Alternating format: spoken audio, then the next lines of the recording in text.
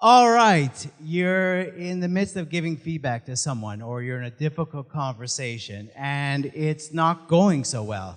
It's probably because your tone of voice, your choice of words, your body language is giving you away. You're not such a great actor. In fact, your acting kind of sucks. Why are we acting like we care, acting like we're interested, when really our intention is about building trust and getting to dialogue?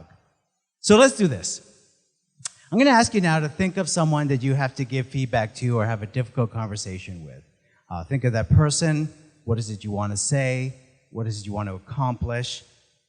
What are they going to say? How are they going to react? All right? So think of that person. Got it? Great. Were you thinking of conflict? Because that's usually where we go. And our first reaction to that is going to be emotional. And those emotions is going to flood our abilities to think straight, affects our mood, our choice of words, our body language. So here's the thing. Our cortisol level is about 3 times higher. We are in fight or flight mode. So when we're giving feedback, we may believe that we are smiling, but all the other person sees is a clenched jaw. So take 2. Here's what we do. What do good actors do? How do they earn our trust and they are able to be genuine take after take? And how can we apply that person after person where we're giving feedback? Well, it's 3 things that have to be aligned. It is your mindset, your breath, and your body. And when these 3 things are aligned, you're in the zone. So let's start with mindset. Let's focus on that. Now, as you heard Jimmy say earlier, an actor's job is to move the other actor. In fact, that's their intention. And our intention should also be about moving that other person. And when our intention is clear, it gives us a map. It gives us a destination of where we want to get to. When we get off track, when we become objective focused, like I want to change this person, we start getting into leading questions like, don't you think? So let me ask you this. What is your intention when you're giving feedback? Is it about building trust, deepening the relationship, focusing on the issue, not the person, or the belief that people want to get better, or the feedback is about a continuous improvement? Because when you get sidetracked and you get objective focused, what happens is you start to do what bad actors do, and that is that they force it because they're not feeling it. So they feel they have to emote, they have to fake it, and that's what leads us to bad acting. So take the pressure off of yourself. Change your self-talk, which is, think of that as a third person. Instead of the first person, change it to the third person. And let me give you an example. Joel Silverstone is going to build trust. That will be his intention.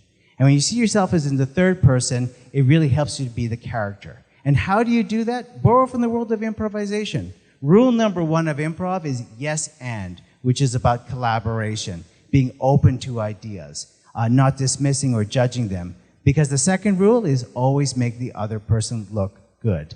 And listen for the other person to feel understood. And how do you do that? Listen for accuracy, not your assumptions.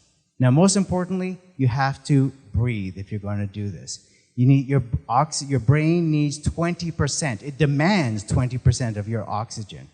And if you're not breathing, it affects your choice of words, your body language, your tone of voice, your ability to think straight. So we're going to do this together. I'm going to ask you to, in a second, to breathe in through your nose for 3 and exhale for 5. So here we go. Let's breathe in for 3 through our nose. 1, 2. And exhale through our mouth for 5. 5, 4, 3, 2, 1. Great. You can even hear my voice has just gone down an octave. It's a lot more reassuring. And then your body language right now. Relax your forehead. Drop your shoulders. And stop clenching your buttocks.